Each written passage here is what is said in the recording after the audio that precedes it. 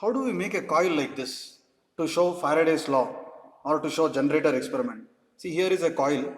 This has got 20,000 turns. So when magnetic flux linking with the coil, you see the EMF. How do we make this? For that, take this 36 gauge copper wire. See, this is 36 gauge copper wire. Its thickness is very less. This is the wire. Now, take a plastic frame like this. Even steam frame will do. Start winding it on this. See here, like this. You will have to start winding either in a machine or manually like this. Count the number of turns. See, if I do like this, this is one turn, 2, 3, 4, 5, 6. Like this, you continue till at least 10,000 to 20,000 turns. So after doing that, take this cutter, remove the insulation from the edges. This is insulated wire, there is a coating. So just remove the insulation by using this blade. Right? At the ends, remove the insulation like this. Now you get a wire, a coil like this. See here, this has got 20,000 turns. The two ends are connected to a crocodile clip. Correct? Now I will connect them to multimeter. See here, connect it to multimeter and check whether you see voltage when magnetic flux changes with the coil. So now, see here I have the coil, multimeter. I will try changing, I will bring a magnet close to this. See here, you see some change. AC voltage is getting induced. Correct? So this is working. Now, if you want, to the two ends of the coil, you can fix a bulb. To the crocodile clips, take an LED. Right?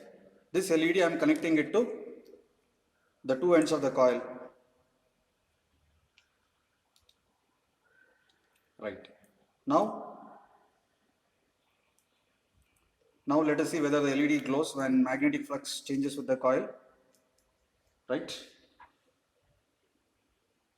Now see here. See the bulb working. Correct? See when the flux linking with the coil is changing. So with this I have made a generator. Very easy. You can show it in the classroom. Now I take a bigger coil.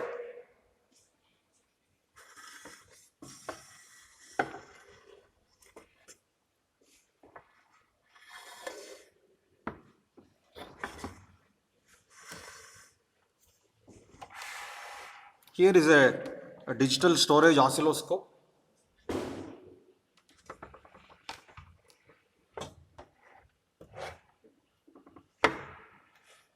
And see here is this magnet and a huge coil here. See, this is a very huge coil. There are 60,000 turns in this coil. This is the magnet. I have suspended the magnet above the coil. Now, when the coil is at rest, when the magnet is at rest above the coil, see, the two ends of the coil is connected to DSO. DSO is not showing any signal. But when I make the coil oscillate, see, like this, due to Faraday's law, now EMF is induced in the coil. The output of this coil is shown here. See the sinusoidal waves generated here. This is the type of wave signal, electrical signal produced when this generator is working. You know what? This coil and magnet system can act as seismograph to detect vibrations. See now the magnet is at rest. The DSO is showing flat signal, no signal as such, right? Now, see, I will tap the table. I produce artificial vibrations. And see what happens? See the vibrations here? I am tapping the table. So this has become a seismograph now. It is detecting vibrations, correct? See, when there are no vibrations, this is at rest. Now, when is positive off cycle produced, negative off cycle produced? See, I am now moving this magnet towards the coil. You see here, see here. When I move it towards the coil, you get a signal. See whether it is positive off cycle or negative off cycle. Now keep observing. I'll move it downwards. Yeah. See, when I moved it downwards, you saw negative off cycle. Now I'll move it away from this coil. I'll move it upwards. Observe what happens. See, you got positive off cycle. So when the coil is moving towards when the magnet is moving towards the coil, you get one half cycle. When it is moving away from the coil, you get another half cycle. So now I'll say, keep it oscillating. So this is how positive and negative off cycles of AC has to be understood.